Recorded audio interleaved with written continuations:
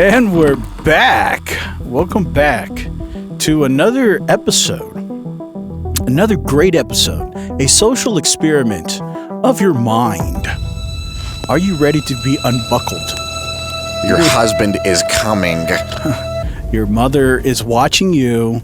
What are you doing over there in that corner? Well, I can tell you what Carl's doing over there. What is he doing? He's getting ready for the Matrix Network. Wow.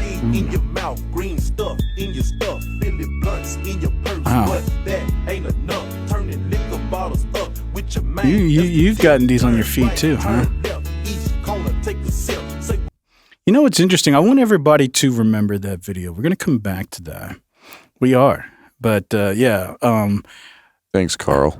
Yeah, Carl out there in Philadelphia. He's probably hanging out with Elder today. Elder's not going to be making it today. So, No, it's regrettably, he's taken ill. I don't know. I think he, it's what happens when you hang out with the rabbits. One of his horses has, how do you say, chipped its tooth? Yeah, it's a Mr. Ed. I forgot it. It's like, oh, welcome to Mr. Ed. But a horse is a horse, of course. But don't lick a goat.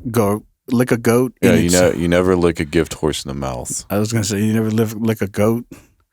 You just don't lick goats. Yeah, you don't lick goats, but you never lick a horse, a gift horse in the mouth. Not a gift horse. Yeah, I like that. I think I'm gonna try that this week. See what happens, but it might be dirty. There's a reason nobody licks gift horse in the mouth. That's fine. What you can lick though, what they say, the Timex, it takes a licking but keeps on ticking. Yeah, or it's like that one rapper said, "I hit a lick, you hit a chick. It's all wickedness, isn't it?" No, it sounds like you're getting up. Some people have a problem getting up. Yeah, I know. But that's not our sponsor this week. Maybe next week. This week's sponsor is Cardboard. Do you guys know what is on the on-rise? And again, this is not an ED commercial. But what is on the on-rise? Roaches?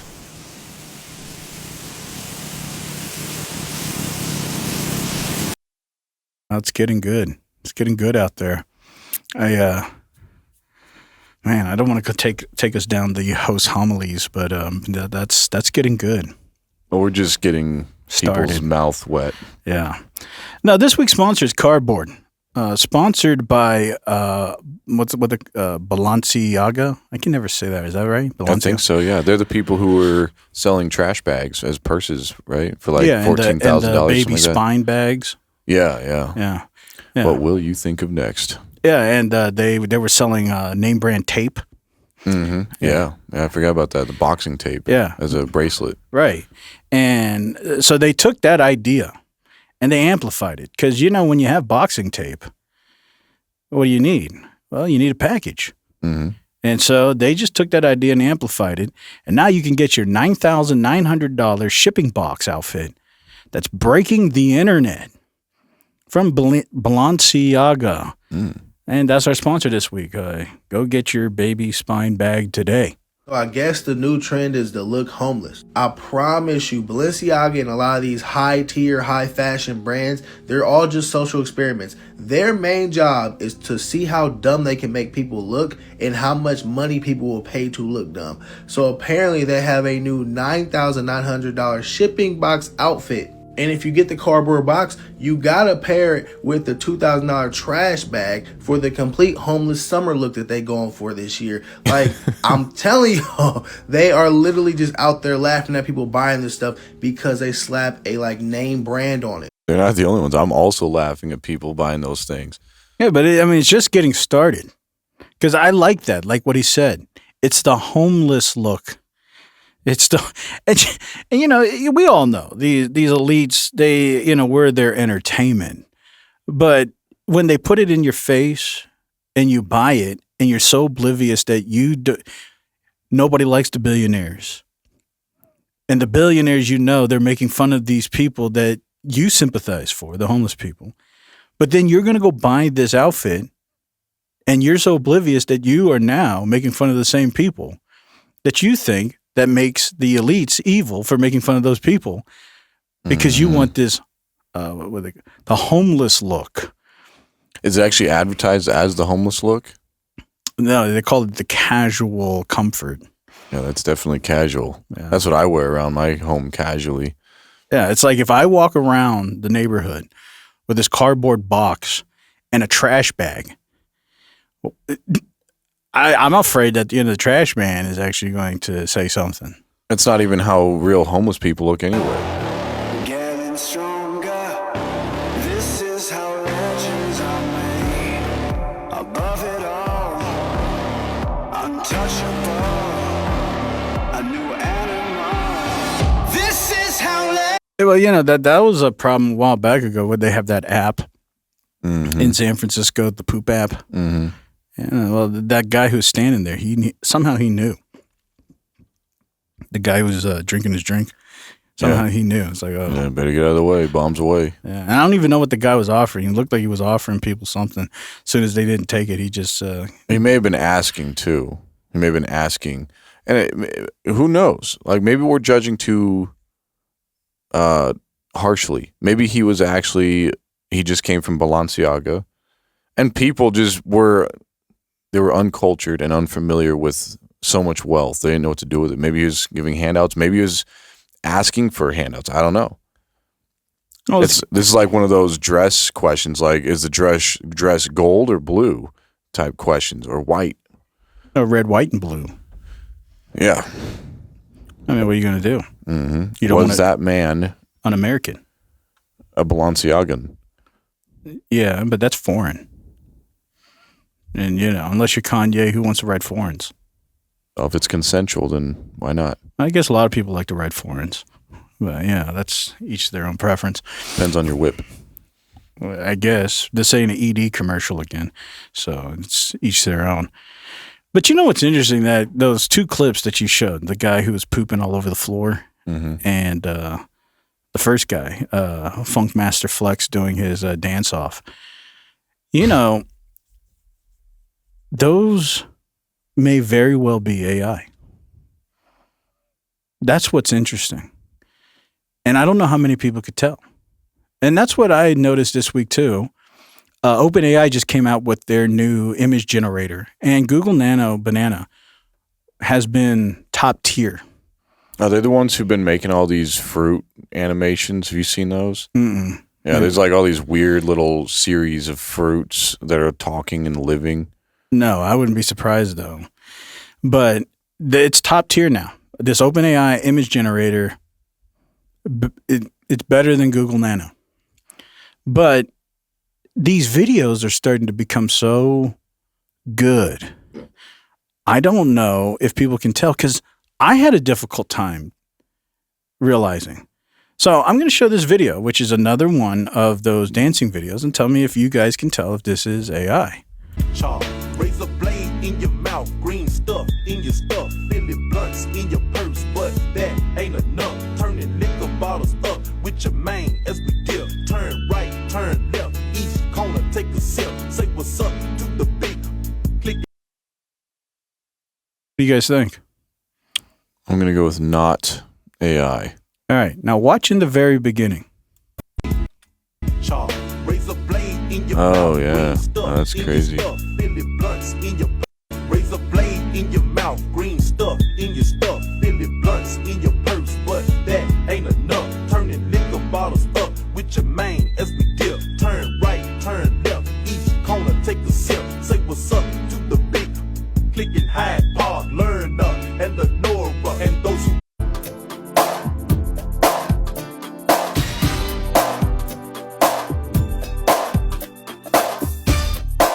The way she came into the place, I knew right then and there. There was something different about this girl. That's what's crazy. It's getting to the point where you can't tell. Here's another one.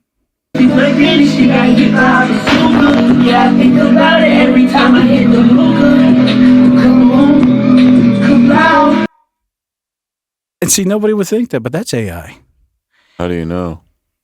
that this gun ends up melting. Oh, okay. But this is getting insane.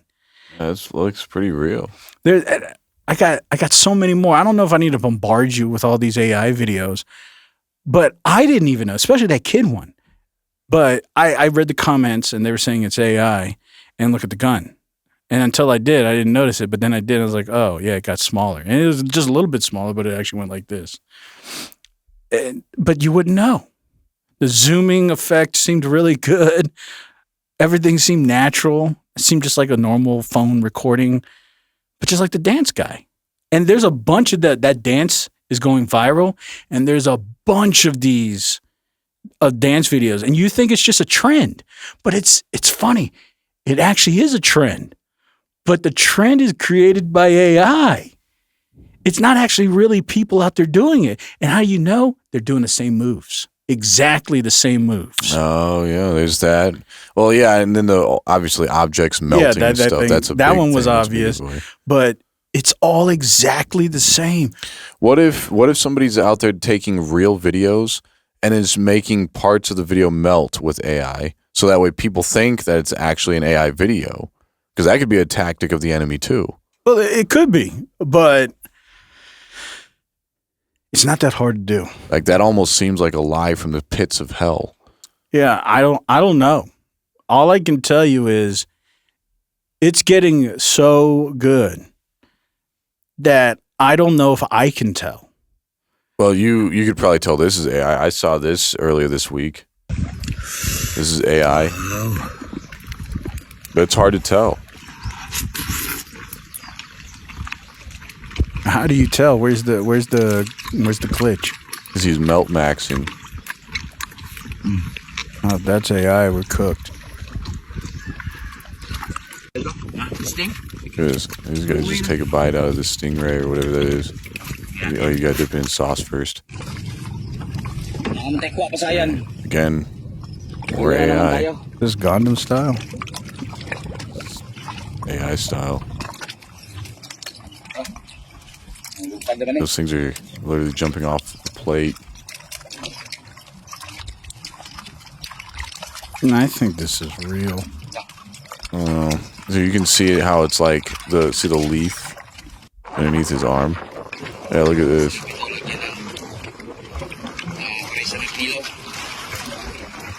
And not this one. Just eating it.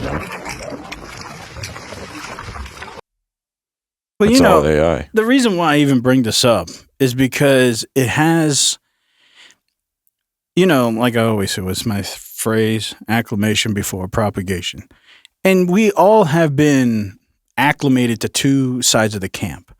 Either you're still believing in your own ignorance that you guys can pick out all the AI footage, or you're realizing that you can't. And if you realize you can't, you know this is just the beginning. And what's the biggest danger that we've always talked about? It comes down to information and reality. So I'm going to play this video because this video of this news person shows how difficult it has become. And this is a large group of people. Shout out to Trump and his boys. This is a large group of people that have been convinced that this was real. But now it's come out that it's all been faked by some Indian doctor. Oh. India doctor. Because he needed to pay his way through college. It's expensive. Is this the one that took India to the moon? No. Or is that a different doctor? This popular MAGA influencer named Emily Hart, she's been going pretty viral recently, posting about guns, Christianity, and Trump. She wrote captions like, if you want a reason to unfollow, Jesus is king, abortion is murder, and all illegals must be deported. And she was even making thousands of dollars by selling her pictures online. Problem is, turns out she is a he. Yeah, Emily Hart, entirely AI generated by a man that is living in India trying to make enough money so that he can pay for his own medical school fees. There is so much in that. I mean, firstly, it just shows that the current political situation in the US is so sensitive that Emily's own creator said in an interview with Wired that Gemini actually recommended him to target conservative audiences, particularly older men in the US, because they have a higher disposable income and they are more loyal. And secondly, it shows just how AI has become a plague for some and a lifesaver for others. Because, you know, on the one hand, you're someone that's just got scammed by someone targeting your political beliefs. But on the other, you're someone that's just made enough money to put yourself through medical school. The 22-year-old said in India, even in professional jobs like, I'm assuming, doctors and lawyers, you can't make this amount of money. I haven't seen any easier way to make money online. And so that's where the difficulty lies, is because this person is extremely viral if you look them up. There's this AI MAGA influencer. But it's not you. It could be you. But it's legitimately a large group of people who follow this person, interacted with this person, had comments. I can't even call it a person. This creation. And that's how easy it is. And this is just the beginning. If it's this easy to advertise, then why are people still making weird commercials? How's it look? It looks great. For a good haircut, come down to Ben's Barbershop and you can look good too.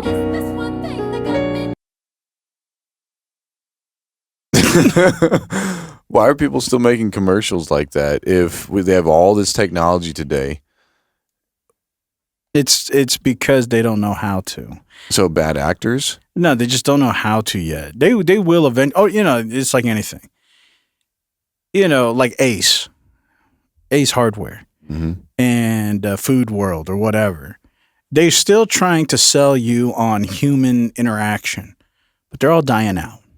And it's the same thing. You know, if you don't get in with the AI lies, you're going to be pushing up daisies. Well, this other guy, maybe he is using AI. I'm sure you've seen him. He's a sign salesman, that Oriental or Asian sign guy. Have you seen that guy? No. My name is she, her. Sometimes it's they, them. Please don't call me he. Please don't call me him. I will call you gay.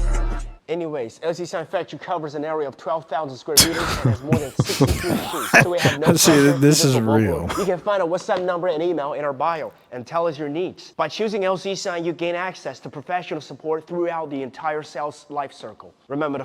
But he has a lot of videos like that. He'll take popular videos and then he'll just undercut them. But he's not using AI. He's just taking people being themselves. Yeah, it's kind of genius. He still figured out somehow to play on that. But some point, somebody's going to take him, all his footage, and make an AI version of him. And it's going to be more funny. It's going to be more unique. It's going to be more consistent. Be more conservative. Or not.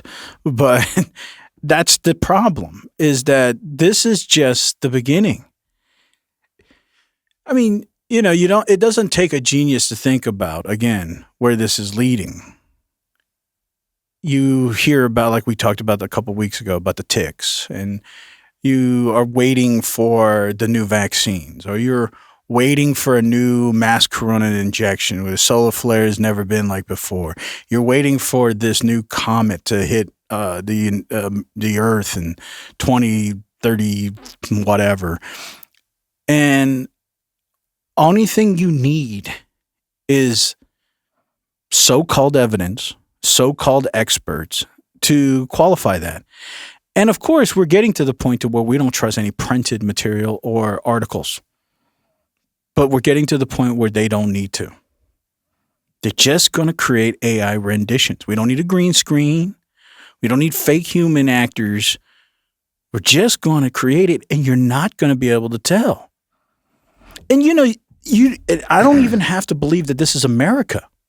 If China or Iran or whoever else wants to create pandemonium, just create it as American doctors from Harvard or whoever, make it as efficient and prolific as possible, and start doing a mass campaign. And what are you going to have to do? Because you're going to have two people, right? You're going to have the legitimate doctor saying that's all fake. Then you're going to have the fake doctors saying, no, they're fake. And then you're going to have one side of those doctors all die off. Right. And you're going to know those were the real ones because they didn't die off. But thankfully, the mafia that's killing them off is going to investigate who's killing them off. You know, I didn't even think about it till right now when you said that. If this was a larger collusion, which I don't think the government's this smart, but what they could do is they could just start using AI to fake all of it. Fake the deaths, fake the information, fake it all. And how would you ever know? Mm-hmm. It's getting to the point of all the things that we believed would happen in 10 years, this dystopian reality of not being able to tell reality is becoming right now, real right now. And I'm tempted to do something just to prove the point, but I don't know if that's going to put me on some memorandum thing. Well, you could. Well, here's an option. You could do like what my son did. My 6-year-old son, he peed in his bed. And then he was like, I'm going to investigate who did this. Did he find out? He's still investigating. He's probably going to be investigating for a very long time because he wants to get to the bottom of who peed in his bed. Of course, this is genius. That's why the government's doing it. The government's doing things, and then they're going to go investigate like who's doing these things. Traditional Machiavellianism, of course. You create the problem, and then you create the solution. And then you're never going to be the one that is seen for the problem. Yeah. But amidst of all of this, I think there is a chance of it backfiring. Because when it gets too prevalent, people are going to be hungry. And literally and metaphorically, they're going to be hungry for real things. And it's going to, always the idea was when AI finally takes over and everything's taken over, it's the things that humans do that are going to be the most valuable because everything else is going to be mass produced. And I found out this week there is still something that's real. And this might be a shock to all of you guys. How many of you guys have heard of Texas Roadhouse? I have. I found out this week that everything they make is from scratch. Everything. Even their biscuits are from Amish farms, all kinds of stuff. Everything's made from scratch. Even their meat, they have carcasses hanging in the freezer, and every time you order a steak, they literally cut it off. It's fresh, right off the carcass. And that's something that I think will become more valuable. In the end, it's people looking for that real thing. But eventually, how do you believe the narrative? Because then everybody eventually is going to say, oh, yeah, it is. And then you're going to have to take third person, like, oh, I work there. And right now we might believe those people. They say, oh, I work there. But eventually everybody's going to say that. And then eventually you're not going to even be able to know that. And there may be one of those rare, real things out there. But because everybody's mimicking it, you'll never know. But this lady's pretty convincing. I've been seeing a lot of misinformation about Texas Roadhouse food online, and I'm here to talk about it. My credentials are that I was a server and a local sales marketer at Texas Roadhouse, and my husband was a corporate trainer and worked in back of house as a cook on pretty much everything else that goes on in back of house that he worked on. Texas Roadhouse is a from scratch kitchen, okay? I just seen a video about their butter not being real butter, okay? And I don't know about their like store-bought butter where you can like go to Walmart and buy the Texas Roadhouse honey cinnamon butter, but their in-house butter is Amish farm butter that they use as the base for all of their butters, the whipped butter, the honey cinnamon butter, the garlic butter that they like put on the shrimp. It's all Amish farm butter. The only thing that was frozen when I worked there was their ice cream and their salmon. The reason why their steaks taste so good is because they have an in-house meat locker and 2 meat cutters at all times on the property. There's a meat locker where there's literal hanging carcasses, and all they do all shift all day is prep steaks and physically cut off the sirloin and ribeyes off of the carcass. It is literally straight off of the cow to the grill. It's not frozen steak. It's literally farm to table in a sense. They even make their own croutons for the salads, okay? They also make the ranches, the mayo, all the salad dressings, everything is made in-house. The croutons are made with the leftover Texas Roadhouse rolls and bread, which they also use to make their own breadcrumbs for the other recipes that they have. And also, I don't know if you know this, but you can order any size steak you want from Texas Roadhouse because they have the in-house meat cutters, butchers to make that happen. When I worked there, once had someone order a 72-ounce porterhouse steak, and we made it happen. I think, again, when I worked there, it was a few years ago, but it was like $1 or $2 per ounce to size it up. And when we had a special steak like that was like a higher ounce than was on the menu, we literally had to go back and talk to the in-house butchers and have them specifically make it for that table. I also worked briefly at an Outback, and their steaks were frozen. And I had friends that worked at Longhorns, and their steaks were frozen, okay? Texas Roadhouse is the only steakhouse that I've ever known that is like a large corporate restaurant to physically cut the steaks off of the cow and lay it on the grill. But the mashed potatoes are real. The veggies are real. Every single thing. The gravy is from scratch. Literally anything that you see or touch or eat at Texas Roadhouse has been prepped from scratch. All right, so you listen to all of that, and I went through the comments, and all these people, usually you see in the comments people who are, there's all kinds of affirmations, all kinds of stuff, blah, blah, blah. So it's probably true. But I watched that, and I sat at the end, I was sitting there thinking to myself, do I care? Do I even care? And I want to believe I care. I want to believe all of that information is like, wow, there still is some real thing out there. But in the end, am I just like that Matrix man? Well, it sounds like you grew up on the side. I grew up somewhere where there was probably a lot of sides. But because this is what you think. You think if you find out the truth and there's really a homemade from scratch as much as you can, that's going to be so appealing. And it's like, wow, I'm going to just go.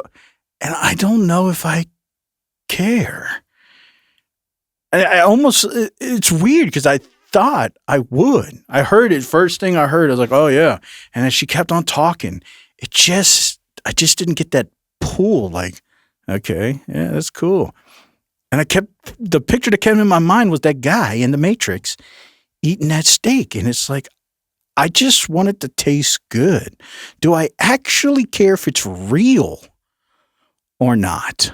Well, I did feel a little bit of a tug. And that was mainly because people want to know if they're eating human meat.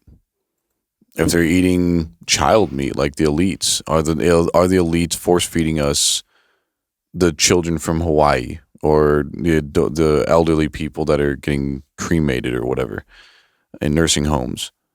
Are we on Soylent Green or Silent Green? And people want to know if you're in the back actually chopping up an animal, then it's obviously not human. It's not elderly. It's not child. It's not anything except for what they're advertising as.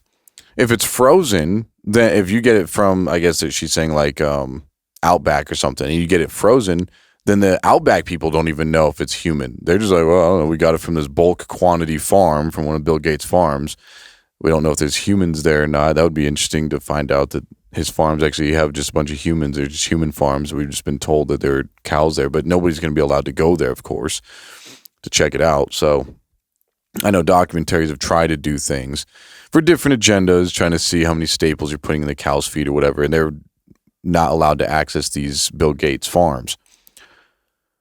So maybe the Bill Gates farms actually have some other kind of meat there. We don't know. But if you're getting it right there on the spot, then that is comforting. Well, the most convincing thing that was legit was the size recommendation. You can't just fake that. It's like, yeah, I want a 3-pound steak. I know it's not on your menu, but I want that. And I'm like, all right, it's going to cost you extra, but yeah, we can do it. You're going to have access to some large piece of meat to just make a custom order. All right, so that's convincing. If that's what you can do, then that's probably real. But even in the comments, like there's so many people there's so many and they're all saying the same thing. So again, I'm convinced what they're saying is probably true. But I still just didn't feel like if I went to this restaurant and it tasted good, and I went to Texas Roadhouse, and let's say it tasted a little bit not as good, but I know it's legit, would I really care? And I just didn't feel it. And I wonder if this is a part of the programming, because like I've always said, I'm not immune. Nobody's immune. I don't care what you think you are. I don't care how aware of reality. I don't care how intelligent you are. You're not immune. Well, if you found out the one that tastes better was human meat and the one that tastes less better was actual cow meat that you're paying for, would you care then? Yeah, of course, because I'm not immune still. I'm still not immune to the psychological impediment. Because I think what Texas Roadhouse needs to do is capitalize on it, because we've all been hearing about all these restaurants that are getting caught just being giant microwaves. All they're doing is microwaving your food for you. It's like, I could just stay at home and microwave my food. Why do I need to come here, spend all this money to microwave food? So Texas Roadhouse, what they should do is open up this butcher area with a bunch of windows. Just show the butchers out back so you could actually see. And of course, there could be a closed off system. Maybe some people don't want to see that. But if you want to see it, you can go into this other room, like they have smoker rooms, and it's just a bunch of windows. And you could actually see the butchers cut off your piece of steak off the animal and then put it on the thing, chop it into pieces, put it on the grill, and make your food. They should really capitalize on that. So you're welcome, Texas Roadhouse. I'll give you that one for free. Yeah, I agree. There are probably many ways to market this, and they're probably not doing the optimal way to function at all. But I was just more trying to figure out my psychology and how heavy the push of the external world's narrative on even me. Because I know all this. I've read so many things about things like this. But then I'm also just like any other person. I'm simple in the fact that food's not that big of a deal.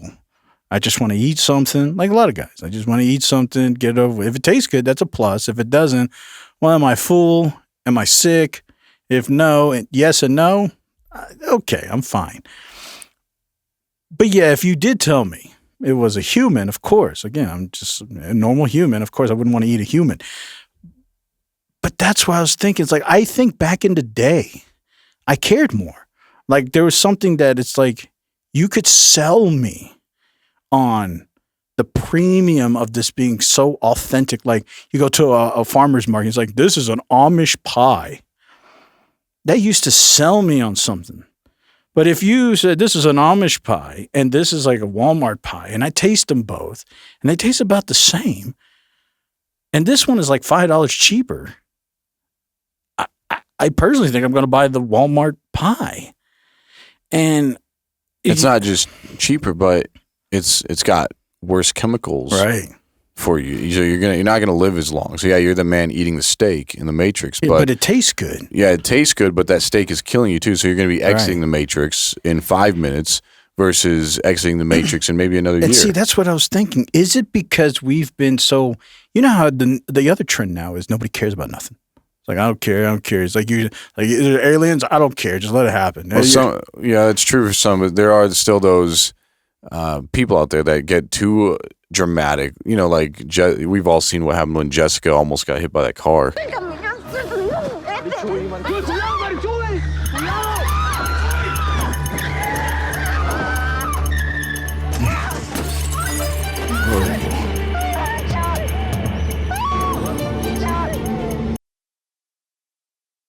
Yeah. You know, something like that. Yeah, I probably would not eat the pie because now I can see clearly you're doing something to this pie. This is beyond just selling it. Now you're actually trying to go out of your way to convince me to eat it. Like now I want to know what's in there. It's not just chemicals now, because you could have just sold. I'll have what she had. Because you could have just sold me on it tasted good. I already knew there's chemicals. But if you start doing that, you're trying to do something else. So no. You know, death is one thing, but I don't want to be a social, physical. You don't want to be dishonored. I don't want to turn out to be something that's not human. You want to be dishonored before death. Yeah, at least I just want to die. I don't want to turn into some mutant because you're doing something. So yeah, no. Again, I'm a human, of course. Okay, fine, sure. So you have the other people. You go into this fake restaurant, and the people that are eating it are almost as fake as the food.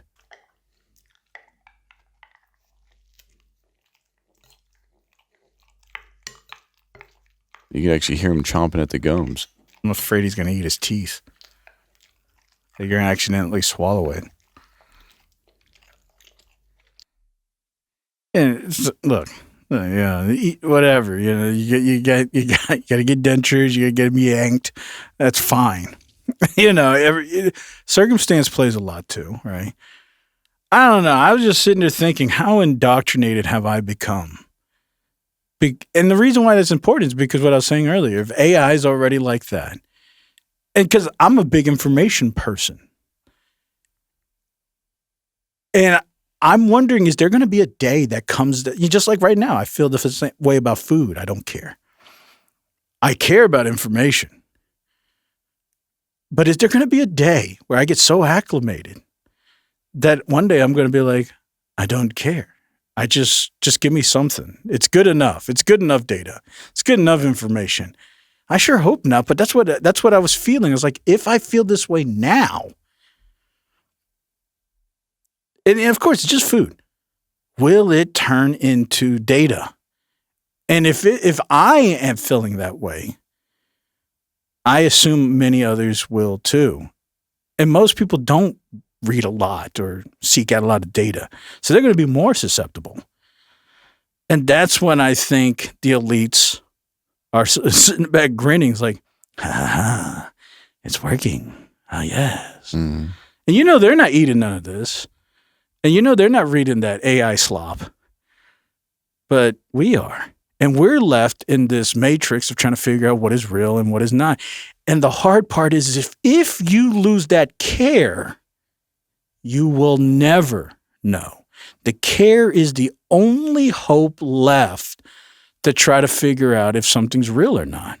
Well, most poor people don't care if they live or die. So it's kind of perfect. And most of us are from those places where 40s are pushing melons back. Oh, yeah. But now we've been acclimated to where now we're pushing melons forward. Mm. And not with 40s either. I don't know, because those 40s are gone now. I don't even know if they sell old English malt liquor anymore. I mean, it's whatever. That's old school. The 40s are now WDs. But yeah, that's true. Now, weapons of destruction. Yeah, WD 40s. Mm. We still have a little shimmy on our step, so we have to watch our pivot. Yeah.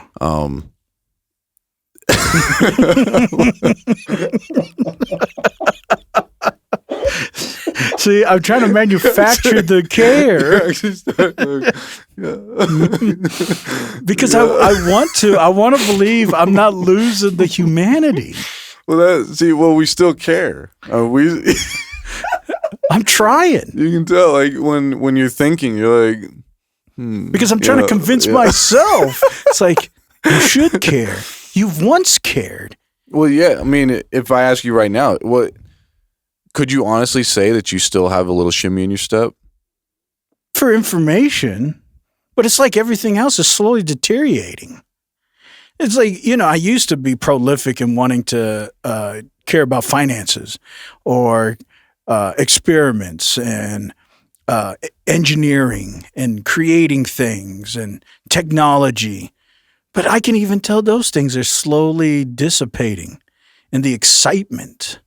And is it because I don't have access? Absolutely not. I probably have access more than most. Mm-hmm. Consensual and non-consensual. Right. Well, it's always non-consensual. The diodes are one way. But something has been so forced down our reality that even somebody like me, a very experimental person, is losing that excitement of the experiment. And better, the existential construct, the experience. I was an experience junkie. But, and people say, oh, it's because you've done a lot of things. There's so many things I've never done that I said I would like to do.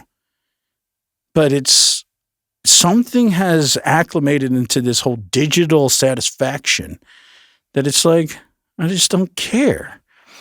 People always tell me, they're like, colleague, you're so smart for all, what, how do you fall for this kind of stuff? And I'm like, but you don't. Well, I do. Even I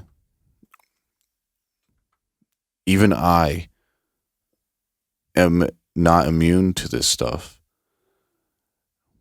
And people say, a lot of people say, you guys have the greatest show in the world right now. How is that possible? How are you guys susceptible?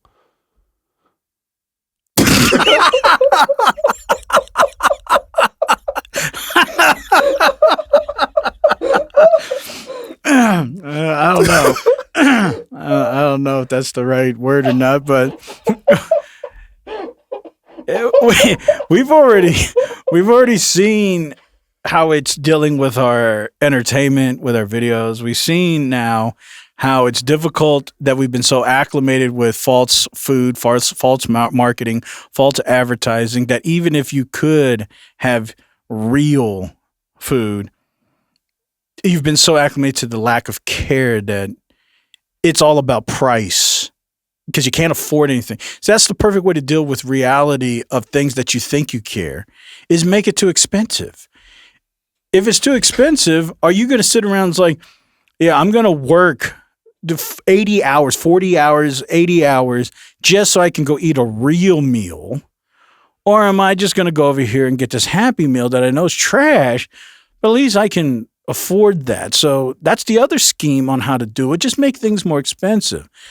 And then we're tired of all the human meat. I mean, we've had so much human meat coming out of it's just coming out of our noses now. But it's cheaper than real meat. I know, and it's all by design, of course. The elites.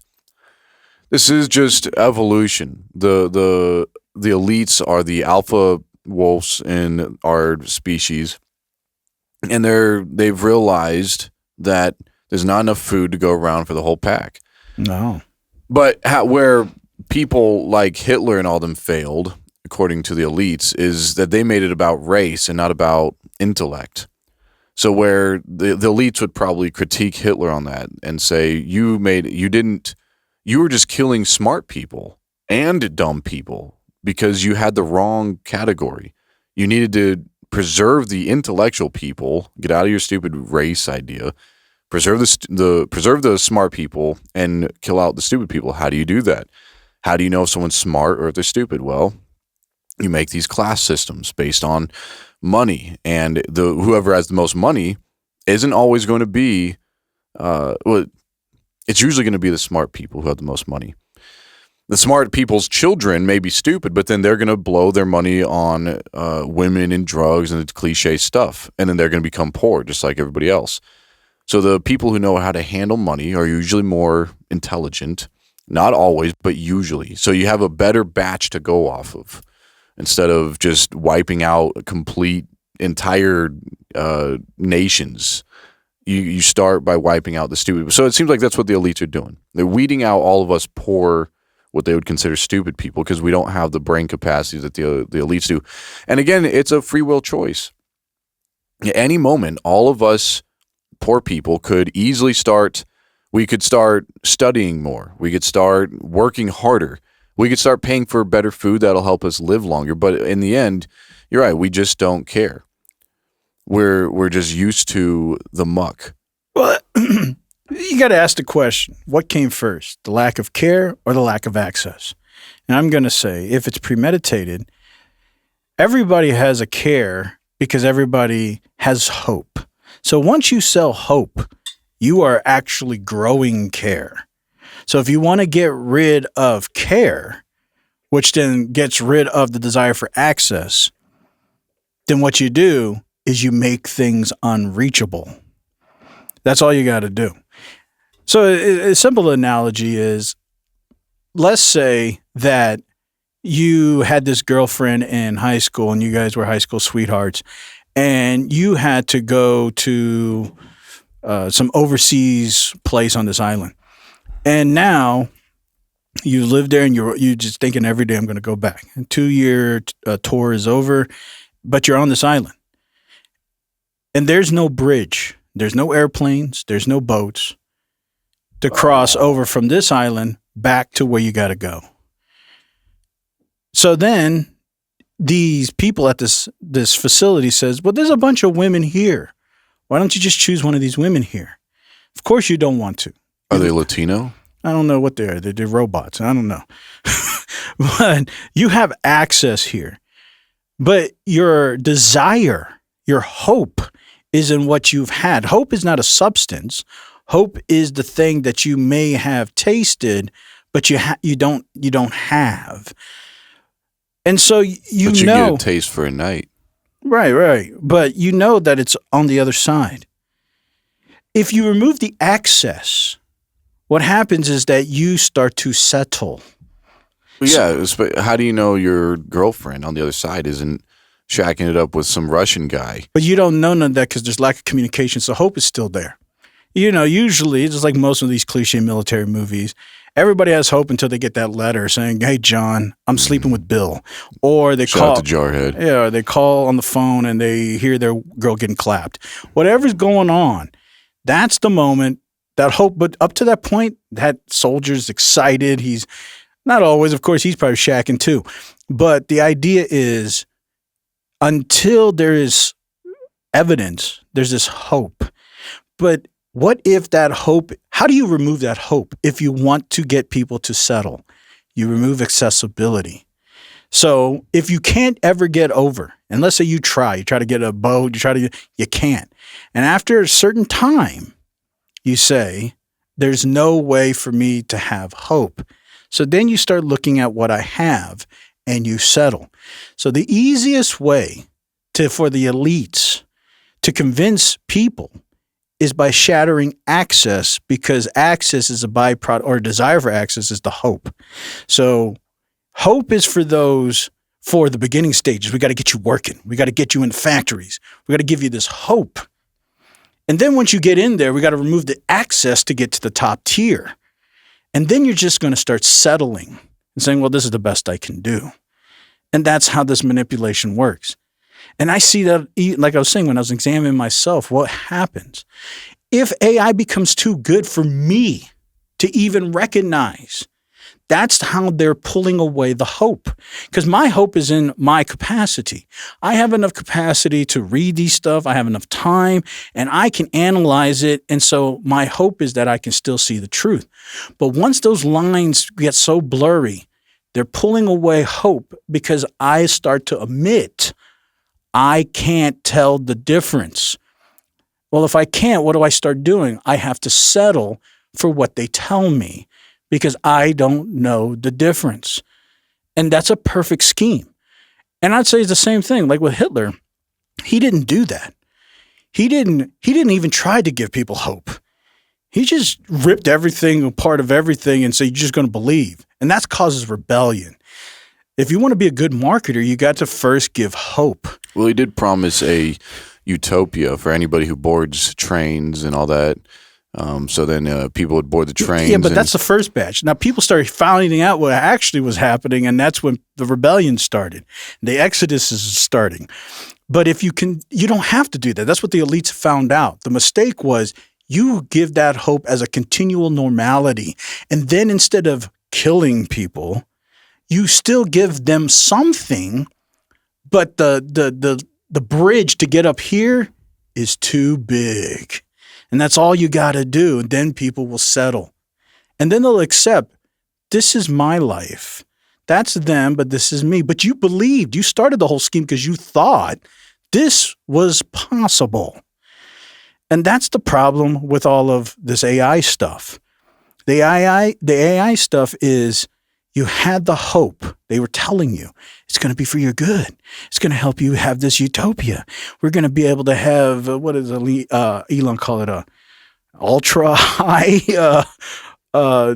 UBI or like high payment UBI. I don't know what kind of false narratives going out there. It's like, we're going to give everybody $100,000.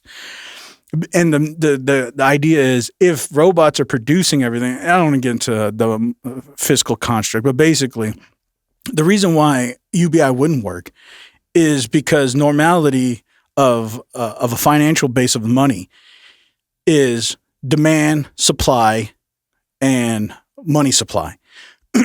If I have a lot of money, but there's not enough resources, my money starts to become scarce. But his theory is if we have enough robots to produce all the food that anybody could ever want plus surplus, it doesn't matter how much money you have because they'll make infinite amount of food. So the buying power will never go away. So everybody legitimately could be millionaires. But that's that hope. And then once you buy into the hope, they're going to start removing access, and then you're going to have to settle. And this happens incrementally. They keep on giving you a new hope, and then you buy in and they pull away. Then you buy in a new hope, and then you buy in and then they pull away. And this just keeps happening to the point where I think now we've all had this abuse so much. That's why we say, I don't care, because I've seen this too many times. We've all seen it now. They've abused this cycle, and that's why we don't care, because nobody's actually getting up here. Like, you're going to have to put some people up here so we can believe it, but you're not.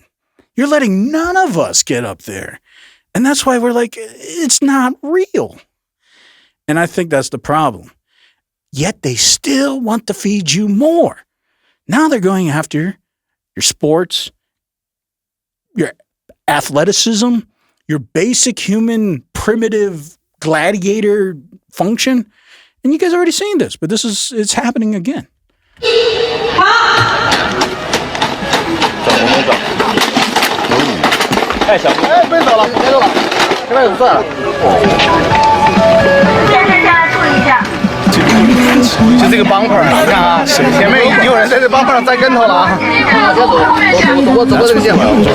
This is the opposite of Wall-E. Wall-E, the robots were coming, putting humans on stretchers. Now the humans are here, putting the robots on stretchers. Who's the real priority here? It's not the humans. They're not out there saving humans. They're saving the robots. Well, they do that for, like, if a soccer player gets injured or a basketball player or whatever, they'll put them on a stretcher. Today. But wait, like, I'm not going to show it to you now, but they got robots to play basketball. They got robots to run. They just had that was actually from China, just had a marathon. In Beijing's 2026 humanoid robot half marathon, one machine stole the spotlight. A robot named Lightning finished the 21-kilometer race in just 50 minutes and 26 seconds, faster than the human world record. But this wasn't remote controlled. It ran fully autonomously, handling navigation, balance, and pacing on its own. Compared to last year's winning time of over 2 hours, the leap is massive. This race wasn't just about speed. It signals that humanoid robots are rapidly moving from the lab into the real world.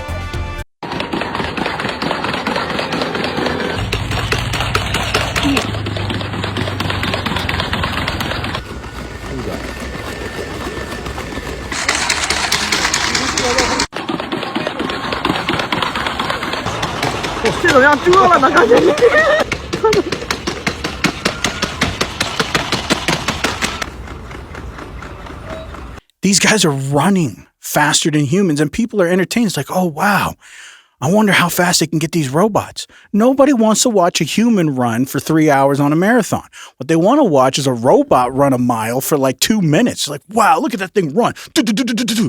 They're amazed now by the robots. They could care less if Usain Bolt or whatever his name is out there running. They want to watch these robots. And at the end of the day, that's how they get you. They sell you this hope. They think you're going to, it's just gladiator games. It's just literally, and the peasants are the ones saying, kill them, kill them. And they don't care. They're expendable. They're robots. They don't care. And so I think that's why we have now, even myself, I can feel it. That's why we don't care. Because it's not, the abuse cycle's too much. So now if the elites were smart, here's a free one. You're giving somebody else a free one. I'm going to give the elites a free one. You're going to have to let some of us win. If you want us to believe any of this, you're going to have to let some of us win. And I'm not talking about like the lottery where you're one in them. You're going to have to at least get 10% of the population to win. And then people will start buying into your deception again. But if you keep doing what you're doing, this is going to be beyond loss. Well, they let Sarah win. See, I don't even know if this is AI or not.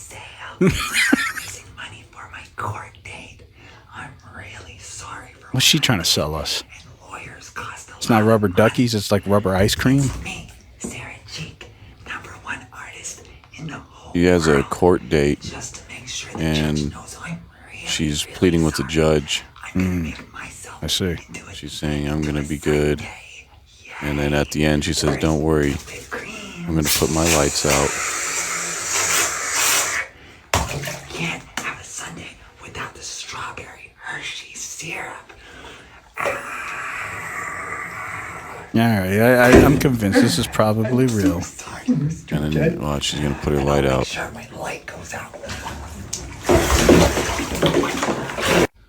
Yeah, that's probably, you know, it's getting close, but that one's probably a little difficult to fake.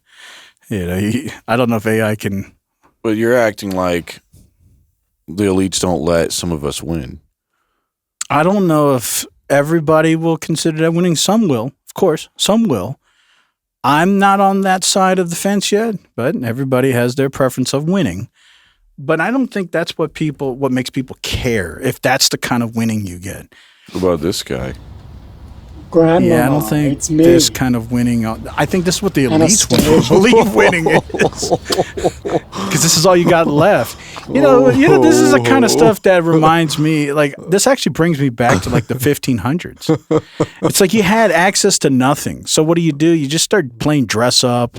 You start getting like trash around your house, and you start going into a bathtub.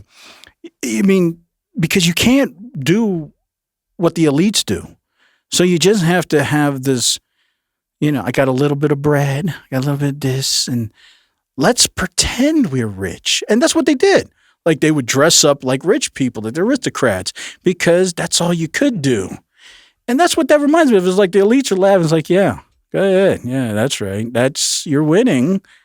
Look at you winning, winner. Mm-hmm. And that's what, it's almost like that's what's happening. And so the final narrative becomes a very strange one. It's still perplexing to me. So like I've talked before, you know, they always push, just make it to like 2035, 2040. You can live forever. See, this is perplexing. But if you understand what I just said about hopes, removal of access in this cycle, it makes more sense. Because if you just think about it on the surface, it really is contradictory. You want to get rid of us, but then you want us to take a pill that's going to let us live forever. It makes no sense. But if the idea is simply so you believe in hope, so they can get you into the cycle, so then they remove it from you, it makes sense. But just in case you guys aren't familiar, because I say it a lot, here's this guy who's talking about it on a more specific level. Far off are we from age reversal, do you think? That's one I'm most excited about. So have you looked at Yamanaka factors, or have you talked about this on your show before? David Sinclair's been on, and I know that he's sort of tangentially associated with it, but yeah. Do the 30,000 foot view of the Yamanaka factors. So every cell in our body has the same DNA, okay? We know that. And the DNA is in every cell because of a process called mitosis. Every time we make a new cell, from the time we're in the womb to today, we're making new cells. Both our entire DNA gets copied over into every cell. But what makes my eye look and act differently than my skin? If it's got the same DNA, how's it different? How's it different than my brain or my tongue or my feet? Those are different cells. There's different cells and different organs in the body. Those cells are different because the genes in the DNA are on or off. So there's a bunch of switches, and the switches are either on or off. And that creates cellular differentiation. It's what makes one cell different from another cell. The eye cell different from the heart cell, different from the skin cell or the lung cell. And the switches that are on or off are these little molecular switches. They're molecules that sit on top of the DNA, and they keep that gene from working. It blocks it off. And then the other gene is open. And when it's open, that means that your cell is making RNA copies of that gene and turning it into a protein. Zeros and ones. Zeros and ones. And each gene makes a unique protein.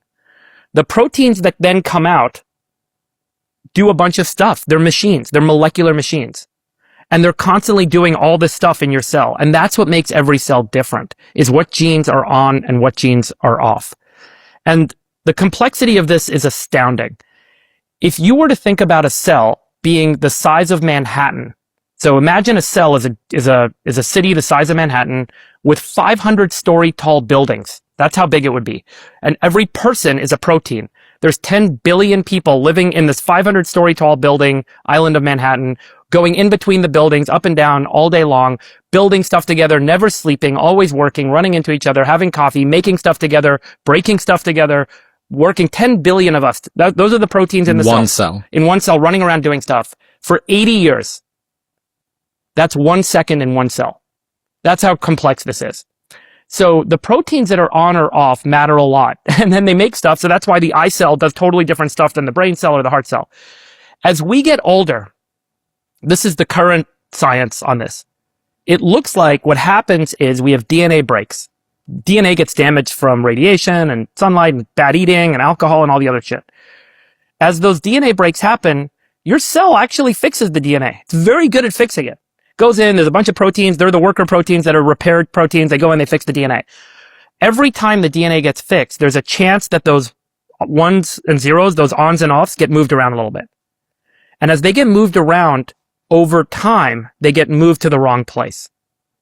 So what ends up happening over time is that the wrong genes get turned on and the right genes can get turned off in a cell. And then that cell stops working right. The eye cell stops doing what it's supposed to be doing. The heart cell stops getting the right electrical cascade to flow through the other cells. All of the cells, the skin cell becomes a little wrinkled. And eventually, if enough of those cells have those epigenetic, is what it's called, epigenetic errors, you start getting wrinkles. Your heart stops beating as well. You go blind. All these sorts of things happen with aging. It looks like the root of all disease may be aging. And aging is a disease. So it is a disease rooted in the fact that the epigenetic factors, these little molecules, move around in the wrong place. That's what we discovered is basically aging. In 2006, a guy named Shinya Yamanaka found that he could take 4 proteins and put them on a cell. They would go into the cell and they would move all of those epigenetic markers, those ones and zeros, to make that cell into a stem cell, which can then be turned into any other cell in the body. So that was the magic thing he won the Nobel Prize for. In 2016, another scientist published a series of papers showing that instead of putting a lot of those 4 proteins on the cell, you could put a small amount. And if you put a small amount, instead of resetting all those molecular markers and making that cell back into a stem cell, what it actually does, it just moves those markers back to where they're supposed to be to make it a young cell. And suddenly that retinal cell becomes like a young retinal cell. The skin cell becomes a young skin cell. The heart cell becomes a young heart cell. All of these cells get reset. And they did this in mice, and they made the mice age to like 250 plus years old. They put it in monkeys, the wrinkles went away. And they've done it in specifically applying it to retinal cells in the eye and reversed blindness. This is Sinclair's stuff, right? Sinclair has one of these companies that's in clinical trials now. And there's dozens of others. Altos Labs is like one of the most funded startups in history that no one talks about. They've raised, close to probably $10 billion at this point to pursue these technologies. But basically what this means is we are now discovering not just the 4 proteins, but a whole bunch of other little molecules that we can put into a cocktail Either we're going to drink it, take it as a shot, or take it as a pill. It will get into our cells and it will reset the epigenetic of that cell to make it young again. They're starting with targeting diseases, like a particular, like blindness or glaucoma in the eye, or, rheumatoid arthritis or some other heart issue. And they're applying these factors to the cells in that tissue only. Locally. But over time, what will end up happening is this becomes a systemic treatment. And they're already doing it in animal models. And then you can either do it continuously, or what I think will end up happening is we'll probably have a system whereby these factors will be continuous. When I say the word factor, I mean protein. These proteins can be continuously made and released inside our body as they're needed. So we maintain our youth and we will live theoretically for as long as we want. That's where this is headed. And the technology shows now that we can do this in animals. We can redose them and keep them Has young. it been done systemically yet? Yeah. You mentioned This is the mouse model where they made these mice the equivalent of like having someone live like 200 plus years old. And this is like so early. They haven't even optimized the molecules. They haven't optimized how you deliver the molecules. They haven't optimized the dosing. They haven't optimized the method of the dose. Like there's all these techniques that are going to be developed on top of this. For every 1 year we can extend average human lifespan, we're adding tens of trillions of dollars to GDP, right? So this is also another big economic driver, but it's not just how long people live, it's how healthy they are and how energetic they are and how happy they can be, and they can now go out and not feel all the pain and have the disease. Theoretically, this can lead to a reversal in rates of cancer proliferation, or reversal in diabetes, or reversal in many of these other diseases that are fundamentally rooted in this kind of failure of your epigenome. The markers that turn your genes on and off. So this is a technology category that I think is one of these other things that you can kind of think about the compounding effect. Free energy, right? Like AI, automation, and infinite labor for people to do all the things they want to do, and potentially living forever. I mean, you start to think about how these all kind of compound. That's why I'm excited about the future. So now how long? How far do you think we're off from getting to the stage where we can do age reversal? 1 decade, 5 decades? Way less than that. We are in clinical trials now on several of these cocktails. And if there's always a risk in going from animals to humans, but we've done it with human cells in vitro in a petri dish, and we see the effect that we are expecting to see. So we have a lot of reasons to believe that over the next 10 to 20 years, more of this starts to proliferate.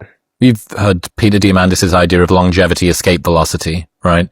That you need to stick about every year that you live means that you're going to live a little bit longer. But that when you cross a particular threshold, you just need to stick about until this happens, essentially, or whatever the equivalent is, whatever the technology is. Yeah. It allows you to extend lifespan indefinitely. I think it's fair. You just hold on. I think hold on. It's probably the best long-termist view for looking after your health. Yeah. That now is not the time to fuck it. Right, totally. Because in the past, there wasn't really any reason to stick about. Yeah, you're going to live 80 years or 70 years or 60 years, but you're playing around with 5s and 10s. Yeah. Whereas if the difference is between 80 and 100 or 80 and 120. Yeah. You're like, hey, keep it together. So they continue on that. But this is a common narrative. And there's a lot of papers written on this. Like he was talking about, there was that guy in 2006 that got the Nobel Peace Prize because of that discovery. The idea is they want you to believe you're going to live forever. Well, I was thinking it may be a subscription-based thing. Your life will actually just be a subscription, which would be genius for the elites, of course. So you pay a subscription and you get this pill or a shot or something, as they said. And you just take it once a month and it starts regenerating your health and all that. But then, and you can stop taking them too, and you'll just start declining just like a normal, just like any normal person would. Just like now, I guess your health will just start going as it would without the help. So, but to keep the subscription, it may be so unbearable with this UBI system. Maybe the life for the poorer classes or lower classes, however that's going to look, maybe their life is going to be so miserable that they're not going to want to live. Kind of like right now, people don't care about living or dying. That's why they're, they make a lot of bad choices and have a lot of bad habits because they really just don't care.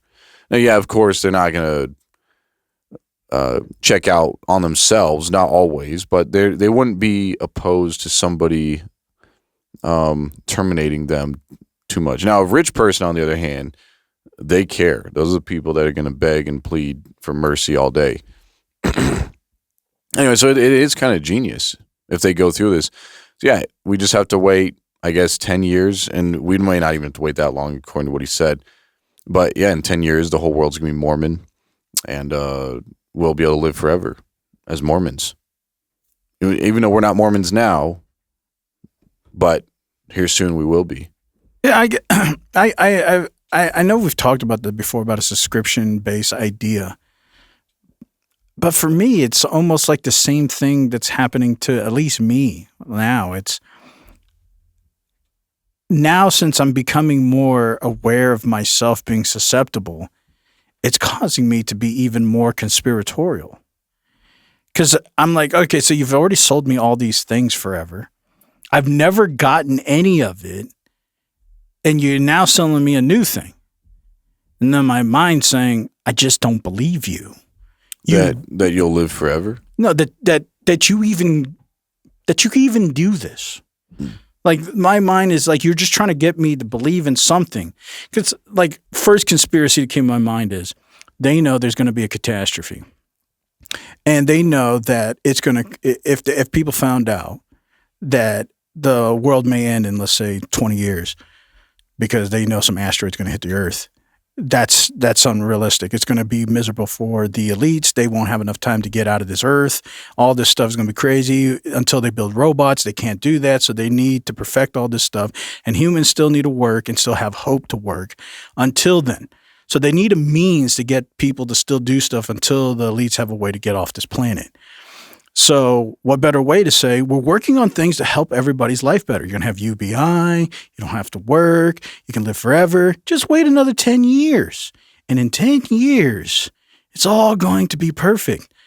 And to me, my mind says, you're just feeding me this because you know you need us to still work until you can get this stuff figured out so you can live forever and you can get off this planet and you can have these robots. Then you don't care. Then you can tell us the truth. But right now, you got to keep peace, so we'll still work. So you need to sell us more hope. I'm on that level of contrarian now, of saying, I don't even know if any of this is real. Because I don't know what we have actually received to make us believe any of that. Well, we have flying cars. We have electric-powered engines that basically are saving the economy, yes, as well as the what's that called? Not economy. What's the word? The ecosystem. It's saving the ecosystem, saving the economy, saving the bees. It's saving the e-commerce, saving the frogs. Yeah, I mean, it's saving everything. I don't know. That's what's so weird, because my natural intuitive side wants to believe because you know, again, it's about information. Well, we're on the verge of discovering the cure for cancer. Yeah, we're on the verge of everything. We're always on the verge, but we never hit the curve. If you just wait 5 more years, right, we're going to have the cure for cancer. Now you're getting it. And we're going to have the cure for diabetes. See, now you're getting it. It's always just wait. Mm-hmm. And then once that happens, it's almost like Trump. It's like, this war is over. It's going to be finished. 48 hours, I'm going to blow everything up. 48 hours come. All right, we're going to extend this out another 2 weeks. 2 weeks come. And right before, it's like, yeah, Iran, you decide today or we're wiping you off the face of this planet. The civilization will be gone tonight. All right, tonight happens. All right, well, you know, we're still trying to work on it. And this is what I think is happening. It's like, it makes me feel like they know something. And if they don't keep on feeding us these hopes, we're either going to lose the care because they've already abused us so much. And I think that's the problem. It's like, hey, elite, you're going to have to give 10% of the population something, because we're not going to buy this either. We're not going to buy anything because nobody's, just like Trump, nobody's buying that he's actually doing anything in Iran. It's like the boy who cried wolf. It's like at this point, until you give us something, I think it's over. And I think it's only going to get worse. I think more and more are going to care less. And here's to the poor people. All of us are just going to be riding horses. And the elites they're not even going to be. You know what they're going to say as we're riding horses? Just wait 5 more years and you get your car back. Yeah, and then don't worry, we're going to get flying cars. Meanwhile, the elites are all flying these they're cars. not going to give us flying. They're just going to give us our gas-powered cars back. No, that's what I'm saying. They're not. I don't think they're even going to give that.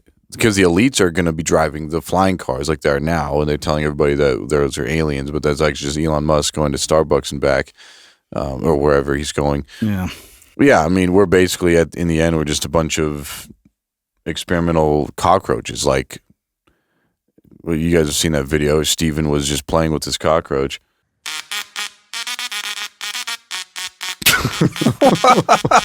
Somebody was doing this. Yeah, see, this is what happens when you don't care. See, again, this is peasant entertainment.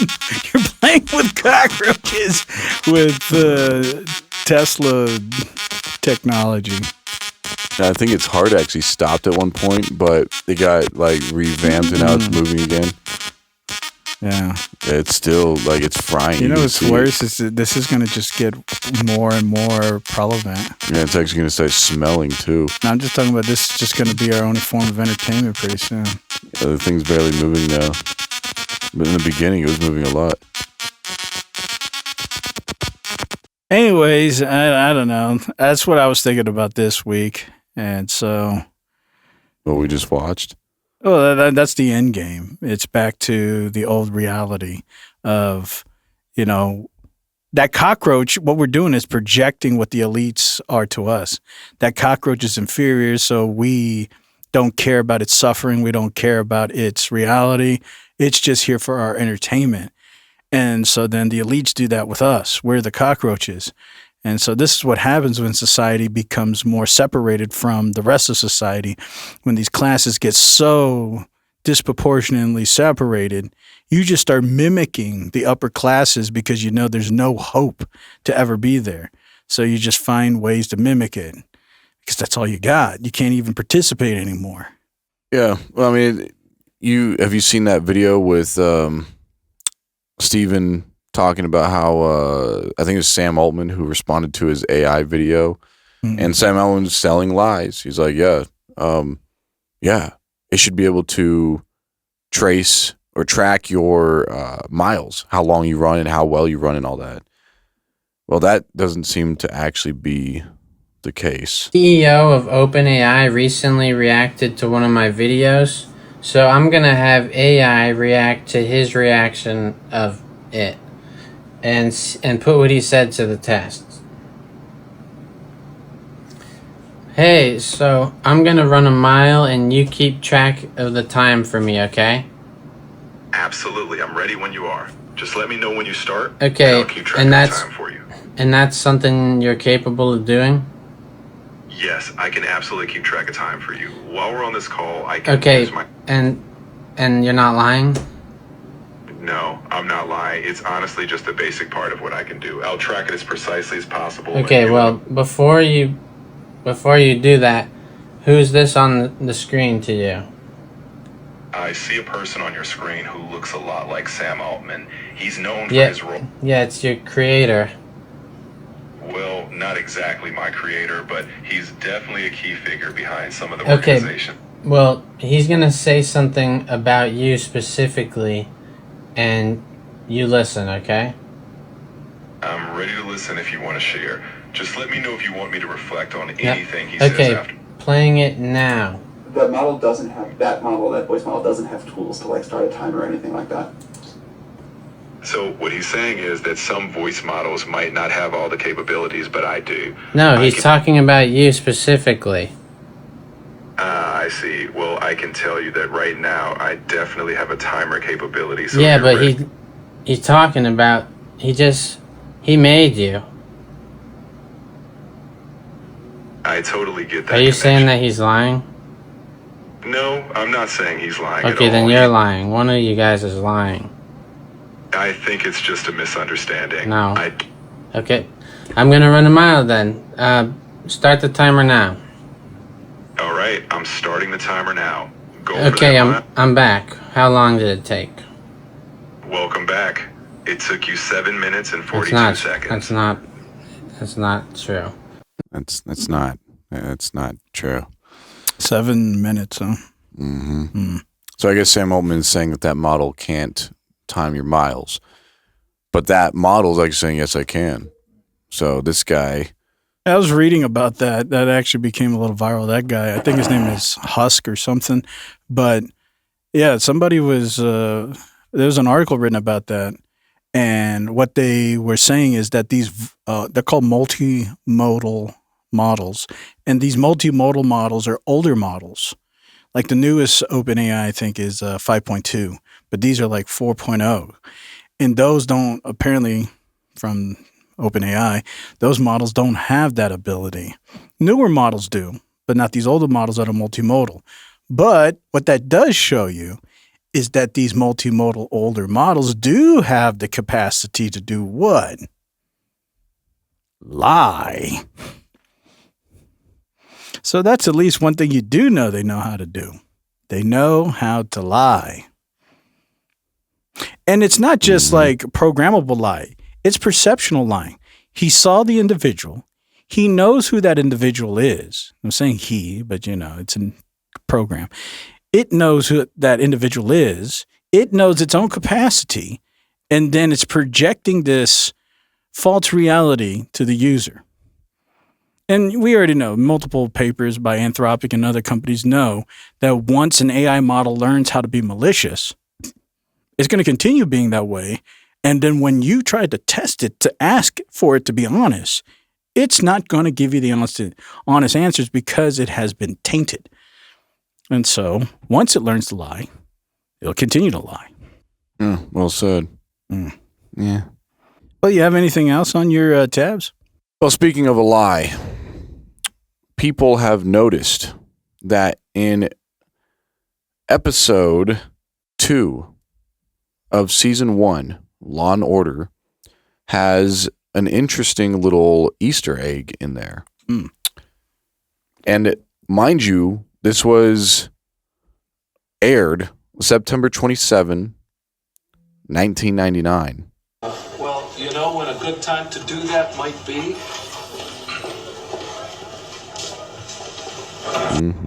Well, you know when a good time to do that might be? One more time. I'll pause it. Right there. Epstein on her desk. Epstein folder. She literally has a PDF file right here. And then here's photos. Women in psychosometism. Now, people in the comment section are saying that this is because Epstein has been on the list for a while. I mean, he's been under some heat from the government for a while. And that's true, but so has a lot of big people back in that time. There was a lot of people in 1999, big corporations, big people, big scandals who were doing illegal things. So why is Epstein on here? That's the only name. It's like of all those people, we have this Epstein folder on this lady's desk. That's kind of strange to me. What are your thoughts? What's interesting is that, see, this is just a white segment, this white little clip out. You know how easy this would be for the creators to be incentivized by whatever power it be to insert these little things like this. And, this is just one of who knows how many. But that's easy to alter as an AI alteration. Yeah. That's a possibility, too. Somebody is going backward in time and tampering with footage, as we talked about before. But I thought that was interesting. It's almost like Law and Order is another Family Guy, or maybe, some people believe we're in a simulation, obviously, because of that kind of stuff, but that's because they just refuse to believe that there's actual human beings out there that are controlling this kind of stuff, which I find that more easy to believe than the fact that we're in a simulation, but I guess that's debatable. Yeah, I think it's going to become more prevalent Because it's more easier for me to believe that all these things were just normatives, whatever was originally written are normatives of the time. And you're probably going to write what is popular at the time. Epstein wasn't that prolific at that time. But it's easier for me to believe that if the powers that be want to assert certain normatives, the subliminal function is a lot easier.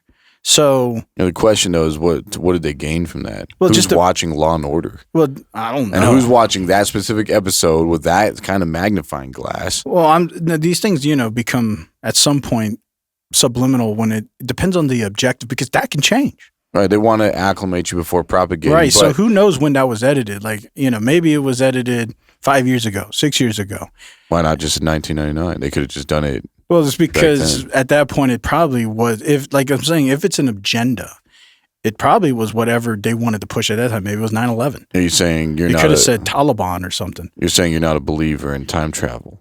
No, what I'm saying is... it's legal here in America. Yeah, I know it's not China. Yeah, but it is here in America. It's legal. Yeah, maybe you can think about AI alterations as time travel. I don't know. I'm saying is that's AI alterations is a theory, but I'm saying the going verdict is time travel. Yeah, well, I haven't yet experienced or have the capacity, nor have the access. So it's still a conspiracy to me. For those who have been warped. I don't even know. Those people who had access to that, you're lucky, but I have not. They've been yacked. But, let's say if that was a pre 9/11, you want to acclimate just like all the other things pre 9/11, the idea of the Twin Towers. Who knows what that would have said back then? Maybe it would have said Twin Towers. Maybe it said Osama bin Laden. It could have said anything. And as the years, who knows how many alterations but it's not just that. If that's early, because what people do is they get watched in something and then they want to watch the whole season. And how many of the same narratives are subliminally pasted everywhere because they're trying to push a narrative? That's how you're not going to get embedded because you see one clip, but this clip in multiple frames all over the place for episodes and seasons, it will do some subliminal implanting. And so something like this that can be very popular, people watching seasons, whatever the narrative wants to be, they can go back and change because that's so simple. Once I saw it's just a white piece of paper. You can put anything you want on there. Mm-hmm. And then that could be anything. It's just a document. It's like, look at this document. And you're seeing this document, but there's all these subliminal things in the document. Again, the question though is why? What's the point in changing that? Whatever the objective of acclimation is. And there's... now you're, I can't. So you're trying to acclimate us to something that you're just going to come out blatantly say that Epstein's been doing this. Why not? If you're going to do that anyway, it's not like the acclimation is going to help you with that at all anyway. I guess I'm not following. Like if I say, if I start putting subliminal messages around my house that I'm going to punch my dog, and for years, like I've been doing this for 30 years. And then eventually I punch my dog. It's not like the dog could read or anything. It's not like the dog could avoid what was going to happen. I'm still going to do it. So it's like, why? And it's not like it softens the blow either. No, I can beat my dog every night, but it's not going to get softer. Acclimation is in the, it's just like the 9/11 stuff. The government puts out the acclimation. It doesn't mean like it was obvious what they did. Like if you see The Simpsons or something or anything, all this stuff. The idea is to get people acclimated for the event, not so much on who's doing the event. I know, that's what I'm saying. When I'm literally there beating my dog, it's not going to get softer. It's not helping the dog. It's not going to soften the blow of the dog or not. The dog is still going to get beat no matter what. Right. The Twin Towers are still going to get destroyed no matter what. Mm-hmm. They just wanted people to get acclimated before the chaos. It's just like anything else. If you know something's going to happen before it happens, when it happens, it's not going to create as much chaos because you have this anticipatory idea in your mind that something's going to happen. That's the whole point of acclimation, is to reduce chaos so you can enforce a narrative. And the same thing would be... I'll just put a muzzle on my dog's snout before I beat it. Like that, it's not like it can do anything anyway. What's it going to do? It's trapped. But the problem is because that's just one dog. If you had 1 million dogs, that's a lot difficult. That's a lot more difficult, and that's the same thing with the mass public. Tag them and bag them. Yeah, no, you can't. It's more work than just programming. If all the dogs are in a cage, and I tell them repeatedly, "All right, guys." Tomorrow I'm going to zap you. Tomorrow I'm going to zap you. It's not going to lighten the blow at all. I'm still going to hit this electric button. It's going to zap all the dogs at once. They're not going to hurt me at all. I'm too powerful for that. Yeah, you can speculate, well, what if they get out? Whatever. That's in this scenario that we're in. It's not like you're going to have some Rambo that goes and overthrows the government. The government's not scared of us. It's not maybe they used to be before. Well, it's not about that again. And none of that is because if what you're saying is true, then all acclamation is false. There's no reason for it. There's no reason. Just do it anyway. Well, that's what I've been trying to figure out. That's what not is true. The point? What is the purpose of acclamation? It has nothing to do with any of that. Acclamation is simply to create an embedment for the reducing of surprise. Because once that circumstance happens, there's always going to be a premeditated agenda so that you can utilize it. But if there's too much surprise, it's less controllable. So what you do is acclimate things to really bad circumstances so then when it happens, they're more susceptible to an answer. It's like a Machiavellian function. I'm going to go burn all this. I get that. I guess in the scenario, maybe I'm telling the dogs that they're going to get zapped tomorrow. Well, it's hard because dogs can't comprehend too much. Yeah, let's say I have a bunch of human beings. I'm telling them that they're all going to get zapped tomorrow, and I'm just getting them ready so that way they don't eat each other inside the cage. I know they're not going to overthrow me, but I know they could all hurt each other, and then I lose the whole experiment or whatever my agenda is. It just becomes more difficult because random chaos is harder than anticipatory chaos. Well, anyways, that's the whole premise behind any acclamation. If anybody's warning somebody of something, it's because you're trying, like, warning, there's a tornado coming. And the idea isn't to say, there is no tornado coming. The idea is hopefully you get acclimated to the idea and now it reduces the amounts of chaos. So then you can come in with this false solution. That's the whole theme of it because you're going to do something. You're blowing up the stuff. Something's happening. Yeah, like if you have a bunch of humans in a cage, you're like, all right, warning, you're going to be turned into a human centipede. Yeah, you just won't say it's you, but you tell them circumstances, and now they're And then when it does happen, when they become a human centipede, then they're not as shocked. They take it a lot more gently. Well, it's more easier to say, all right, now that it's happened, I have the solution for you. And they're willing to take it because you have projected the idea. It's not you who made them the centipede. So now they're going to believe, oh, well, I'm a centipede. Now I need to do it. And this guy, he was warning me. So you know what? This guy might have the solution. And they're not going to eat each other. Well, not that way. Well, they might, but the chances of it is going down because now there's hope again. And it's always about hope. And they sell you that hope through those acclamation reductions of chaos. That's the only reason. It is nothing else. It's just to reduce random chaos so they're more susceptible to solutions. I've heard about neighborhood hope dealers. Yeah, I'm not familiar with that. Outside of the government. Yeah, they're usually on that mothership. Okay. That comes down. Yeah, but I think that Sam Altman's the same way, selling the hope. And people buy into it. But yeah, then there's that guy who's trying to tell you, well, this hope is false. Well, does this look like hope? I know they praying on my downfall. I know they praying on my... So the caption here says, for those of you who can't see this, it says, Professor is anti-AI. So I just wrote my first essay by hand since elementary school. So this girl is... student in school. And what's interesting about this, she did this to go against her professor, but her professor finds this video and actually comments on it. Okay, this is my student. I am her professor, and I'm coming on here because, frankly, I'm tired of this bullshit. I've been working at this school for about 3 years and making them write essays with their hand. Oh, my God, this is so hard. So I have her essay here. We're going to read it. This is the level of essays these kids are writing. Okay, this is her essay. I blocked the name out. I teach a class about analyzing film. It's very simple. It's like the most basic college class. Brief intro. Here's her essay. Utopia I love. Animals, they are so fluffy. Big animal making me scared. I mean, it's not even English. This is a college class. Zootopia is about animals that are evil and mean, but also animals that are good and not. Okay. What is political about it? Zootopia is political because of how some animals are bad. These are the essays, guys. I can't even fail them. The school doesn't let me. They're like, this is what the kids sound like these days. You gotta just lower the bar. Where's the bar? The bar's in first grade. It's a fucking college level. I'm going crazy. I thought this was going to go a different road, but this is worse. Yeah, does this look like hopelessness or hopefulness? No, that looks like the other thing I was telling you, which is the I don't care-ness. It's like you've been fed. That's a prime example. You know, back 20 years ago, you were fed the hope that your degree in college and spending all this money would lead to a very prolific job with a good education means I'm going to get a lot of money. And that probably happened, in the 80s and the 90s and such. And so the hope matched. And you know what? That caused more people to go to school. That's what happens. You give at least 10% of the population actually what they hope for, more people will buy into the marketing.